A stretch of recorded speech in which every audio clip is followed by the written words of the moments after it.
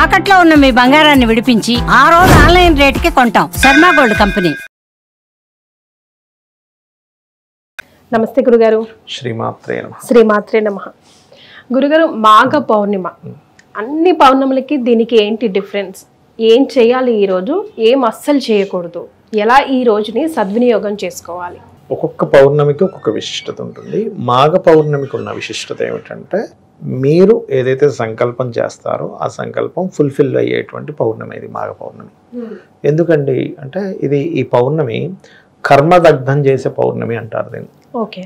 Because of ఈ పౌర్ణమి ఏర్పడడం ఎట్లా ఏర్పడుతుంది, మనకి ఇప్పుడు కూడా రవిచంద్రులు 180 degrees ఆఫ్ దీంట్లో ఉంటారు. రవి కుంభరాశిలో ఉంటాడు ఈ పౌర్ణమికి, చంద్రుడేమో మఖా నక్షత్రంలో ఉన్నాడు కాబట్టి మాఘమాసం వచ్చింది మనకి పౌర్ణమి రోజు. సింహరాశిలో ఉంటాడు. సింహరాశిలో చంద్రుడు ఉన్నప్పుడు చేసేటువంటి ఏదైతే ఉంటుందో మనం సర్వసాధారణంగా పౌర్ణమి రోజు చేసేది ఏంటి, చలివిడి నైవేద్యంగా పెట్టి లలితాసహస్రనామాలు చదువుతారు. అయితే ఉదయం పూట సాయంత్రం పూట పొద్దున్నప్పుడు అమ్మవారి యొక్క ఆరాధన, లలితాసహస్రనామాలు చదువుకోవడం, సూర్య భగవాను చూస్తూ లలితాసహస్రనామాలు చదవడం ఉదయం పూట. రాత్రి సమయంలో చంద్రుడిని మనకి చలివిడి తయారు చేసి, చలివిడి ఒక పానకంలా తయారు చేస్తారు. పానకము, పప్పు అదేవిధంగా పెసరపప్పు కలిపేసి పెడతారు, నానబెట్టిన పెసరపప్పు లాంటిది పెడతారు. అండ్ అదేవిధంగా 2 అరటిపళ్ళు, ఆకు, ఒక్క, అగరబత్తి, ఒక దీపము, చంద్రుడినే అమ్మవారిగా భావిస్తూ లలిత చదువుతారమ్మ. అలా చేసి ఆ యొక్క ప్రసాదాన్ని స్వీకరించినప్పుడు ఏమవుతుందంటే, మనకి మొట్టమొదటిగా మనం ఏదైతే పని చేస్తున్నామో ఆ పనిలో క్లారిటీ పెరుగుతుంది. ఇప్పుడు మనకి సక్సెస్ రాకపోవడానికి ముఖ్యమైన కారణం ఏమిటి అంటే, మనం ఏదైతే చేస్తున్నామో అక్కడ ఎక్కడో రాంగ్ చేస్తూ ఉంటాం, తెలిసి తెలియక తప్పటడుగులు వేస్తుంటాం. అందుకని అది మనం టార్గెట్ ఏదైతే చేస్తామో అక్కడికి వెళ్ళదు. అదొకటే కాకుండా పాస్ట్ లైఫ్ పూర్వజన్మల్లో చేసినప్పుడు కర్మ అడ్డుపడుతూ ఉంటుంది. ఎప్పుడైతే అక్కడ అది అడ్డుపడుతుందో, మనం ఏదైతే ఇక్కడ చేస్తున్నటువంటిది సరిగా అవ్వట్లేదో అది ముందుకు వెళ్ళదు, గుర్తుపెట్టుకోండి. అయితే ఇక్కడ మీరు ఆ రోజు చేసేటువంటి ఈ యొక్క లలిత, ఉదయం సూర్యుడిని సాయంత్రం పూట చంద్రుడిని చూస్తూ ఎప్పుడైతే లలిత సహస్రనామాలు చేస్తారో క్లియర్ అవుతుంది. అదేవిధంగా మాఘ పౌర్ణమి రోజు కేవలం లలిత సహస్రనామాలు ఒకటే కాకుండా హోమాలు చేస్తారమ్మా. ఆ రోజు హోమం మీరు ఏ సంకల్పంతో చేసి హోమం చేస్తారో ఆ సంకల్పం ఖచ్చితంగా నెరవేరుతుంది. ఎందుకంటే సంకల్పం నెరవేరేటువంటి పౌర్ణమి ఇది.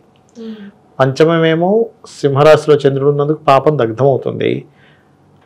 ఫుల్ఫిల్మెంట్ ప్లేస్ అంటారు, అది న్యాచురల్ లాభస్థానంలో ఉన్నాడు రవి, అందుకని ఫుల్ఫిల్మెంట్ అవుతుంది. అందుకని ఆ రోజు ఏం చేస్తారు చాలామంది, మనకి సత్యనారాయణ స్వామి వ్రతము లేనట్లయితే పాశుపతాలు ఉంటాయి, చాలా రకాల పాశుపతాలు అంటే వివాహ పాశుపతం అని చేసుకుంటారు వివాహం అవ్వడానికి.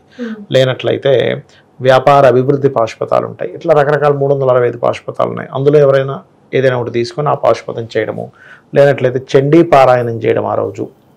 కొంతమంది హనుమద్ భక్తులు ఉంటే కనుక ఆ రోజు మొత్తము ఒక 41 times హనుమాన్ చాలీసా చాంటింగ్ చేయడము. అదే మాఘ పౌర్ణమి రోజు ఇంకొంతమంది మొండిగా ఉంటాయి, కొన్ని సమస్యలు తీరవు చూసారా, ఒకటే రోజు 27 times లలితా సహస్రనామాలు చేస్తారు. అంటే ఒక ఏం చేస్తారంటే కొన్ని పళ్ళు పెట్టుకుంటారమ్మా, పటం పెట్టుకుంటారు, కొంతమంది గ్రూప్గా కూర్చొని లలితా సహస్రనామాలు చాంటింగ్ చేయడం. ఒక ఫాస్ట్గా చదివితే 20 minutesలో అయిపోతుంది. యాక్చువల్గా అయిపోగానే హారతి ఇవ్వడం, ఒక పండు నైవేద్యంగా పెట్టడం, అట్లా 9 times అయిపోగానే బ్రేక్, ఒక 30 minutes ఏమో అదే పళ్ళని ప్రసాదంగా తీసుకుంటారు. పళ్ళను మాత్రమే తీసుకుంటారు, అన్నం తినరు ఆ రోజు. ఎందుకంటే అన్నం తిన్నారనుకోండి ఫుల్గా మళ్ళీ చదవలేరు మీరు, ఒక మత్తులా వస్తుంది. పళ్ళు మాత్రమే తీసుకుంటారు, నైవేద్యం పెట్టినటువంటి తీసుకుంటారు. మళ్ళీ 9 times, మళ్ళీ ఈవినింగ్ అవుతుంది అప్పటికి. మళ్ళీ ఒక 1/2 hour 20 minutes బ్రేక్ ఇచ్చి మళ్ళీ కాస్త పళ్ళు తీసుకున్నట్టు ఎనర్జీ కూడా వస్తుంది, ప్రసాదం కింద తీసుకుంటారు. మళ్ళీ 9 times, అట్లా 27 times ఎవరైనా మాఘ పౌర్ణమి నాడు కనుక చేసినట్లయితే వాళ్ళ పూర్వజన్మ కర్మ దగ్ధమవుతూ వాళ్ళు ఏదైతే సంకల్పం అనుకుంటున్నారో ఆ యొక్క సంకల్పం అమ్మవారు ఖచ్చితంగా నెరవేరేలా చేస్తున్నారు. ఏదైనా కానివ్వండి, ఇది అది అని కాదు. అనారోగ్య సమస్యలతో ఉన్నామా క్లియర్, లేదండి మా అబ్బాయి సెటిల్ అవ్వట్లేదు, వివాహం అవ్వట్లేదు, ఏదైనా సరే క్లియర్ అవుతుంది. భక్తి శ్రద్ధ, అమ్మవారికి నేను చేస్తున్నాను, అమ్మవారు ఇక్కడ ఉంది నేను చెప్పుకుంటున్నాను, నా వంతు నేను చేస్తున్నా. ఇప్పుడు మీకు అమ్మవారు ఒక అనుగ్రహం ఇవ్వాలంటే ఏదో ఒకటి చేయాలి కదా. ఎందుకంటే మనకి లలితా సహస్రనామాలకు సంబంధించిన దాంట్లో ఈ బండాసురుడు అనేటువంటి రాక్షసుడు విశుక్రుడు విషంగుడు అనేటువంటి ఇద్దరి తమ్ముళ్ళు ఉంటారు అతనికి. అందరు దేవతల యొక్క రసాన్ని అంటే వాళ్ళలో ఉండేటువంటి ఉత్సాహాన్ని అన్నిటిని తీసేస్తాడు, మొత్తం తీసేస్తాడు. తీస్తే వీళ్ళందరూ అమ్మవారి దగ్గరికి వెళ్ళి అడుగుతారు, తల్లి ఇట్లా ఇట్లా అయింది, బండాసుడు మా ఇది అంతా చేసాం, మేమేమి చేయలేకపోతున్నాము అంటే అప్పుడు అమ్మవారు ఒక మాట చెప్తుంది, మీరు యజ్ఞం చేయండి నా గురించి, పిలవగానే రాదు. అప్పుడు శివుడు ఒక సముద్రాన్ని మొత్తం వెనక్కి పంపించి అక్కడే హోమగుండాన్ని ఏర్పాటు చేసి తన 3వ నేత్రంతో అగ్నిని రగల్చి హోమం చేస్తారు దేవతలందరూ. అంటే ఏంటి, వీళ్ళు దేవతలు వెళ్ళి అమ్మవారిని అడిగినా అయ్యా మీరు హోమం చేస్తారని నేను వస్తా, మీరు నా గురించి మీరు తపస్సు చేయండి, తప్పించండి, అప్పుడు వస్తా, మీరు ఏదో ఒకటి చేయాలి, చేయకుండా ఊరికనే రమ్మంటే రారు. అలాగే ఒక 27 టైమ్స్ మీరు కనుక అమ్మవారి మీద భక్తితో కనుక చేయగలిగితే, ఇది కలియుగం కాబట్టి కేవలం నామస్మరణ ద్వారా ఎన్నో హోమాలు చేసిన ఫలితం వస్తుంది. ఖచ్చితంగా మీరు అనుకున్న సంకల్పం నెరవేరుతుంది. ఈ మాఘ పౌర్ణమి రోజు ఇది చేసి చూడండి, చాలా మార్పు వస్తుందమ్మా. మన తత్వంలో మార్పు వస్తుంది, మన ఐడియాలజీ, మనం ఆలోచించే విధానంలో మార్పు వస్తుంది.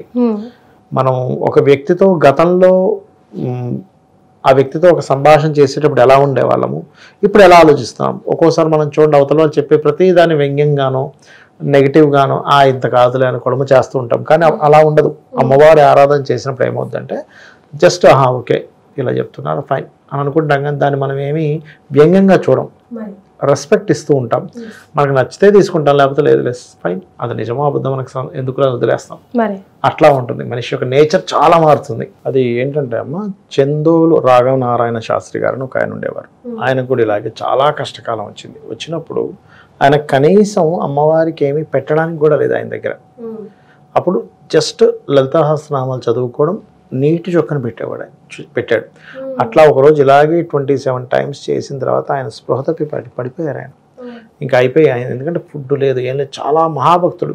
పడిపోయినప్పుడు అమ్మవారు 27వ సారి చేసి పడిపోయిన తర్వాత ఆయన ఒళ్ళో తీసుకొని పాయసం నోట్లో పెట్టింది. ఆయన ఉన్న దగ్గర ఆయన కాకుండా చాలాసార్లు ఆయన ఇంటికి వచ్చినప్పుడు అమ్మవారు కనబడటం చూశారు చాలామంది. ఏమిటి ఈ పిల్ల ఏమిటి మగ గొంతుతో మాట్లాడుతుంది వచ్చి అని అనుకొని ఒక్కసారిగా మళ్ళీ సడన్గా ఆయన కనబడడం, ఇట్లాంటివి జరిగాయి. అంటే అమ్మవారి యొక్క కృప ఎలా ఉంటుందంటే, సాధన చేయగా ఏ స్టేజ్కి వెళ్తుందంటే అమ్మ, మీరు నమ్మరు, కానీ అంటే మీరు నమ్ముతారు, మీకు కొంచెం భక్తి ఉంది, నమ్మశక్యం కాని విషయాలు ఇవన్నీ. ఎలా అంటే పొద్దున్నే వచ్చి నిద్ర లేపుతుంది అమ్మవారు ఒకసారి, స్టార్ట్ చేయలేదు అన్నట్టుగా నిద్రలేస్తుంది. అదేవిధంగా మీరు అభిషేకం చేసేటప్పుడు నవ్వు మొహం కనిపిస్తుంది ముఖంలో. ఏదైనా ఒక విగ్రహం ఉందనుకో, నా దగ్గర ఇంత విగ్రహం ఉంది, అభిషేకం చేస్తారు, నవ్వు కనిపిస్తుంటే నవ్వుతున్నట్టు అనిపిస్తుంది అమ్మవారు. అదేవిధంగా ఎప్పుడైనా కొంచెం లేట్ అయిందనుకో, ఏంటి ఇంకా లేట్గా వచ్చావు అన్నట్టుగా అనిపిస్తూ ఉంటుంది, ఫీలింగ్ వస్తూ ఉంటుంది. మీకు ఏదైనా ఒక ప్రశ్నకి సమాధానం కావాలన్నప్పుడు అదే అమ్మవారు కళ్ళు కనబడి కూడా సమాధానం చెప్తున్నాము. అమ్మవారిని కనుక అంత భక్తి శ్రద్ధలతో పూజిస్తే ఇది అందరికీ సాధ్యమే. ఏదో వీళ్ళకి మాత్రమే సాధ్యం, వీళ్ళకి సాధ్యం కాదనేటువంటిది లేదు. సోల్ ఎంత క్లీన్ గా పెట్టుకున్నాం, ఎంత క్లీన్ గా ఆవిడ్ని ఆరాధిస్తున్నాం అన్నది ఎప్పుడు ప్లేస్ వెరీ ఇంపార్టెంట్ రోల్ కదా గురుగారు. ఎగ్జాక్ట్లీ. సో మాఘమాసం మనందరి చేతుల్లోనే ఉంది కాబట్టి గురుగారు చెప్పినట్టు చేసి చూడండి. మీకు ఎలా అనిపించిందో, మీకు ఒకవేళ మంచిగా అనిపిస్తే, లేదా మీ దాకా ఈ వీడియో చేరితే 10 మందితో షేర్ చేసుకొని వాళ్ళు కూడా బాగుపడడానికి, అది కూడా పుణ్య కార్యక్రమమే కదా గురుగారు, మీరు దోహదపడండి. మీకు ఎలా అనిపించింది, ఎలాంటి రిజల్ట్ వచ్చిందో కామెంట్ చేయడం మాత్రం మర్చిపోదు. ధన్యవాదాలు గురుగారు. శ్రీమాత్రే నమః. శ్రీమాత్రే నమః.